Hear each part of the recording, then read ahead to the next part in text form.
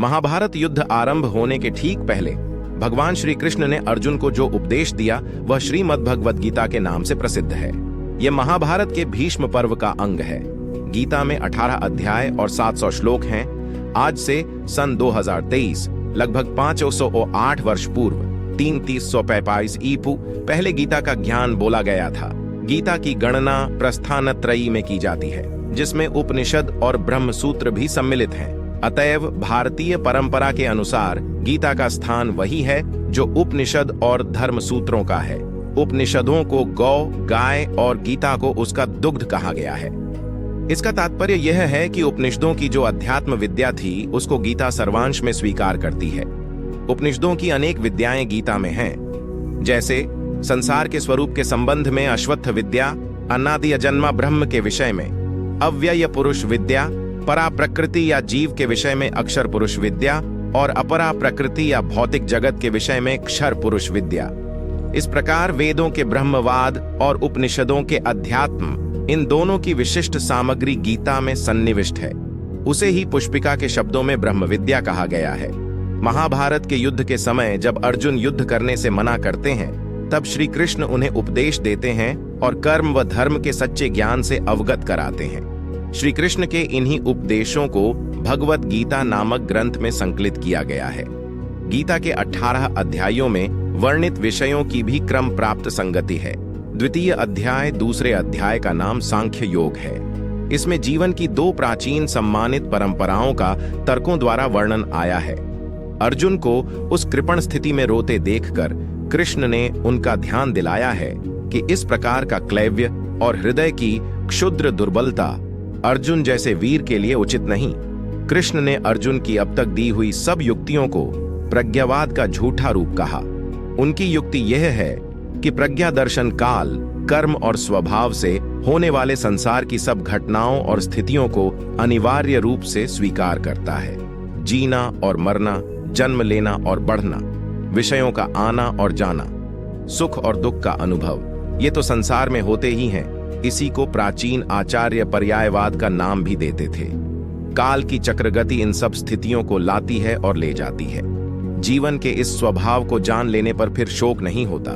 यही भगवान का व्यंग्य है कि प्रज्ञा के दृष्टिकोण को मानते हुए भी अर्जुन इस प्रकार के मोह में क्यों पड़ गया है।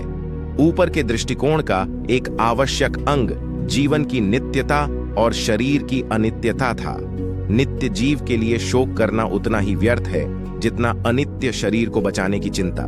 ये दोनों अपरिहार्य हैं। जन्म और मृत्यु बारी बारी से होते ही हैं, ऐसा समझकर शोक करना उचित नहीं है। फिर एक दूसरा दृष्टिकोण स्वधर्म का है।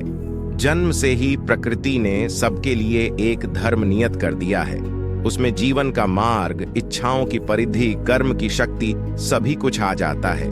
इससे निकलकर नहीं भागा जा सकता। कोई भागे भी तो प्रकृति उसे फिर खींच लाती है।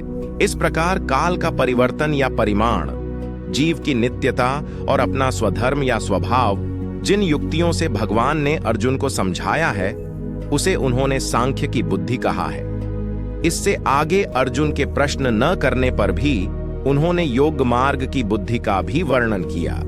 यह बुद्धि कर्म या प्रवृत्ति मार्ग के आग्रह की बुद्धि है। इसमें कर्म करते हुए कर्म के फल की आसक्ति से अपने को बचाना आवश्यक है। कर्मयोगी के लिए सबसे बड़ा डर यही है कि वह फल की इच्छा के दलदल में फंस जाता है। उससे उसे बचना चाहिए। अर्जुन को संदेह हुआ कि क्या इस प्रकार की बुद्धि प्राप्त करना संभव है। व्यक्ति कर्म करे और फल न चाहे तो उसकी क्या स्थिति होगी, यह एक व्यावहारिक शंका थी। उसने पूछा कि इस प्रकार का दृढ़ प्रज्ञा वाला व्यक्ति जीवन का व्यवहार कैसे करता है। आना जाना, खाना पीना, कर्म करना, उनमें लिप्त होकर भी निर्लेप कैसे रहा जा सकता है। कृष्ण ने कितने ही प्रकार के बाह्य इंद्रियों की अपेक्षा मन के संयम की व्याख्या की है।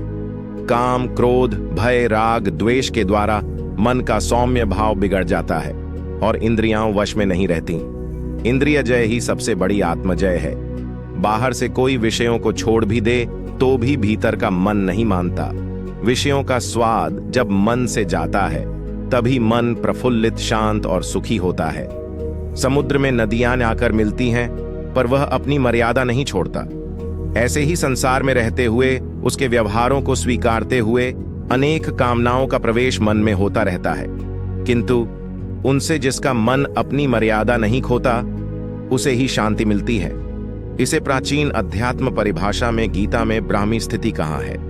अर्जुन की कायरता के विषय में अर्जुन कृष्ण संवाद सांख्य योग कर्म योग स्थिर बुद्धि व्यक्ति के गुण